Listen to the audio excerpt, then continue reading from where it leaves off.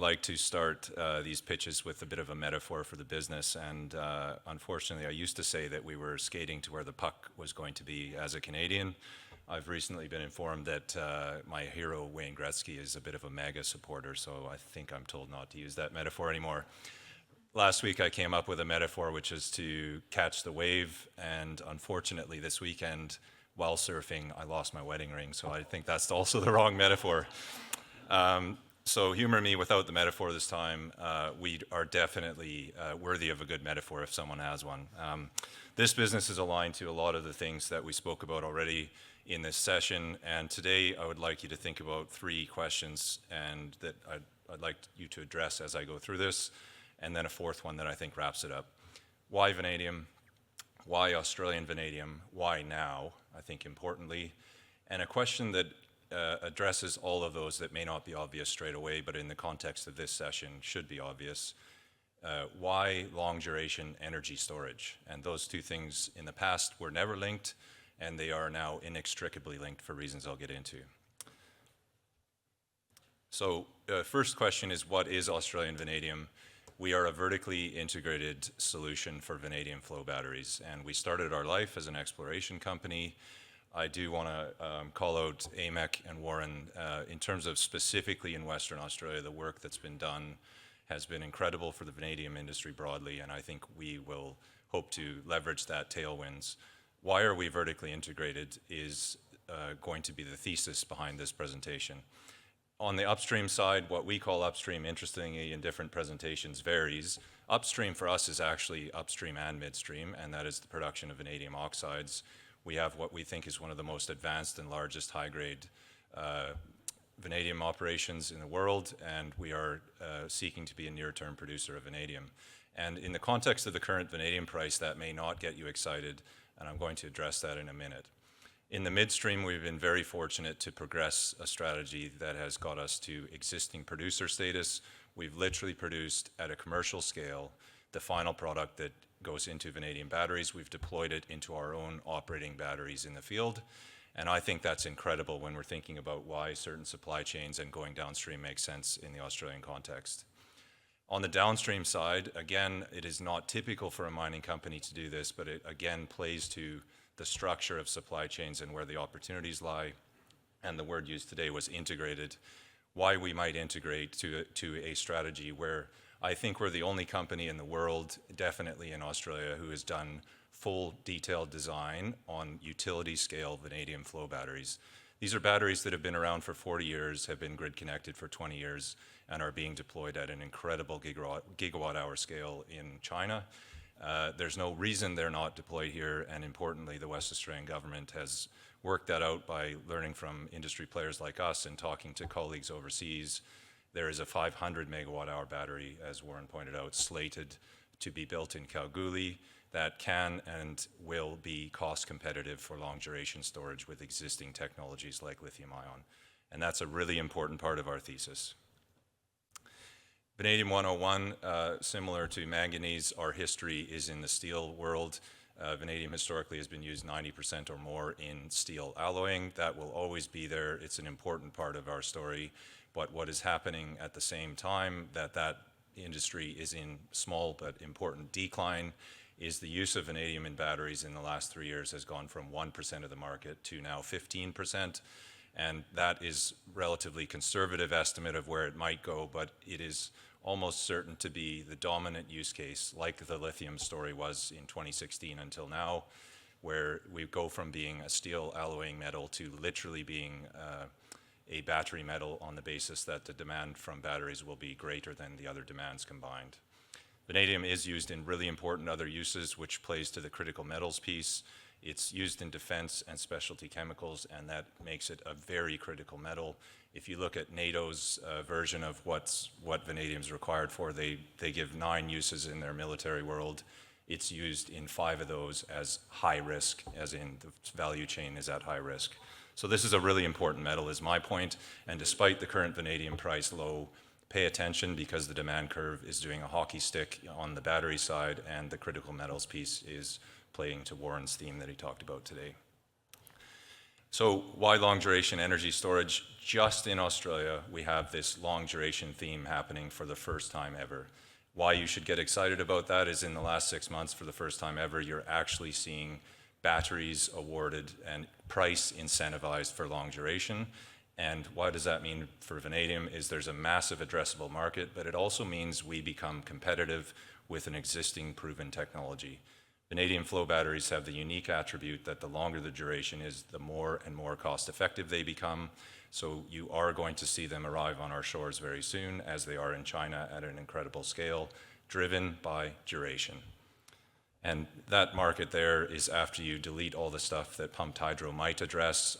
I'm personally a pumped hydro skeptic in terms of you look at the projects going ahead and all of them are over schedule, over budget, and not getting permitted. So that's a huge addressable market in and of itself, and that's the opportunity we're chasing. In terms of why long duration energy storage now, it comes to that price mechanism.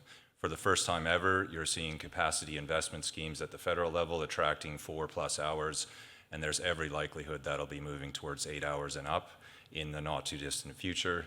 In New South Wales, you're seeing Alteza agreements that are already at 8 hours, and that literally is the sweet spot. And people often ask me why flow batteries aren't filling that space yet.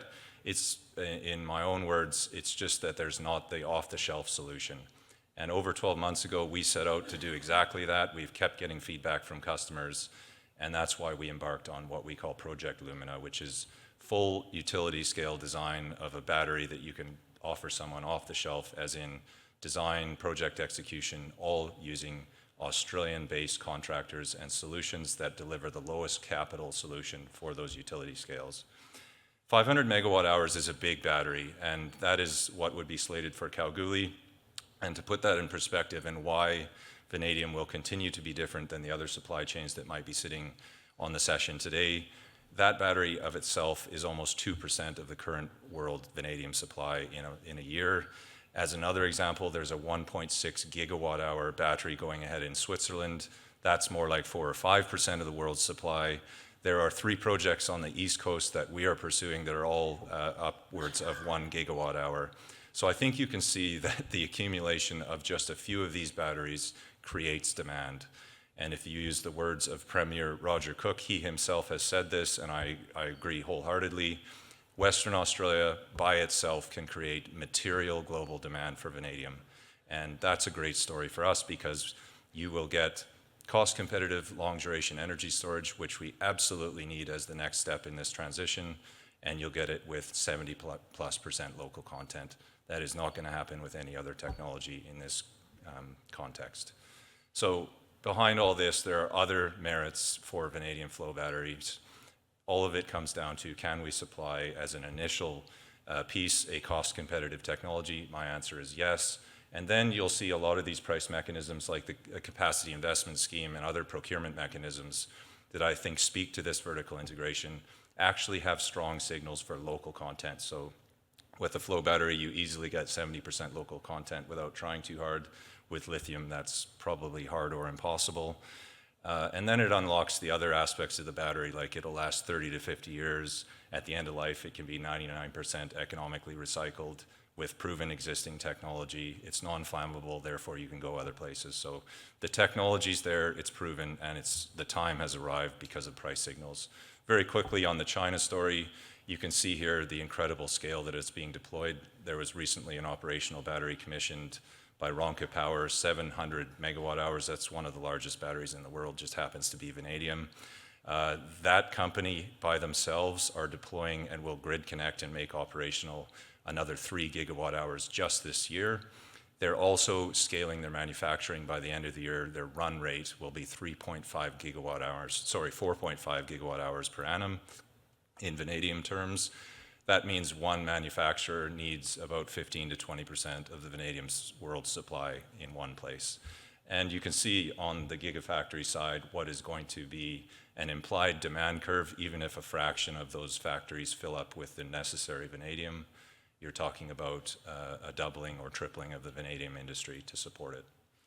There are 30 gigawatt hours of batteries being built out, so I think that tells a story by itself. My thesis is read the tea leaves, have a look, and then if you see a business like AVL, perhaps we are, despite the low price on the vanadium curve right now, a very interesting company in the very near term. Here's Project Lumina, and it is a pretty picture here, but I assure you we've done the detailed design, which I'm not going to put a schematic up of, and that's just simply taking proven technology and what's already done overseas, doing it in the most elegant and simple, low-cost, proven way that we can in the Australian context. And it does matter that we can deliver it here. The way we think of it is we can talk to a commercial bank, go in a data room with them, and they can get their head around any execution risks because the technical risk associated with flow batteries has already left the building. The scale that this is being built overseas has really done us a lot of favors, and really the questions we get asked from end users now is, well, how do you actually deliver it, and how do we get comfortable with the execution risk? What it looked like as a mining business, we are also trying to educate our potential future and existing investors around what does FID on a battery look like, because that is really what our business is doing. We've said publicly we'll have all the things aligned to make an FID by Q3 this year on a large battery. And that means we need to fund and execute, but to give you an example, we think this is all achievable if you use lithium as our sort of playbook. You can see with a bit of government support and the right debt and equity financing, it all comes together. And using a very simple example, the lithium battery that first went into South Australia, the Hornsdale battery, at that time that was the largest battery in the world, and between Elon Musk and the South Australian government, some people probably laughed at it at the time. That's now an insignificant battery, but absolutely unlocked the lithium BESS industry globally. So that's what we intend to do with vanadium flow batteries, is prove once and for all that these can and will be deployed cost effectively outside of China at scale. So now I'm at a critical metals conference. Here's the actual critical metals upstream piece, which is upstream and midstream. This is our project. We merged two businesses just over a year and a half ago, Technology Metals and AVL. So we are now producing both companies had a DFS 25-year mine life, and we're producing what we call an OFS, which is just the bankable study of combining the best of both of those assets. In and of themselves, they're leading resources. Together, they can come together to become the most cost-effective and advanced story outside of possibly China. All right, so to wrap it up, I hope I answered some of the key questions there that are maybe not obvious of why we are linking an entire value chain together, and indeed we're going to build, own, and operate utility-scale batteries. So why vanadium? I hope that the fundamentals, notwithstanding what we're doing in Australia, just a few batteries of vanadium will drive a significant demand change, and that price will go, in our terms, just to a basic level on the cost curve where it currently isn't. That would be enough for us to justify an upstream production capability. Why AVL? I hope you can see that we've already eked out substantial first mover and competitive advantage at those three areas of the value chain. We think the upstream gives us our competitive moat in terms of the dominant driver of the cost of the battery is indeed high quality production of vanadium oxides. On the midstream, we're the only established producer of electrolyte in Western Australia. We have deployed it in operating batteries successfully, the final product, and I think that is a story worth focusing on, which is that the supply chain here is very simple. We don't need nickel, cobalt, no manganese, sorry, and we just need vanadium, and that step is very straightforward, very scalable. And one point I didn't get to that I'll close on is it matters in these supply chains about structural cost advantage, and vanadium is such that vanadium oxides are very low cost to ship around. Vanadium electrolyte is not. So if our competitor model is China, that means you're going to ship potentially millions or even billions of liters of water once you make the electrolyte. So this is a story where cost structure actually drives you to localize supply chains, and then all the other benefits can be enabled as well. So thanks for your time.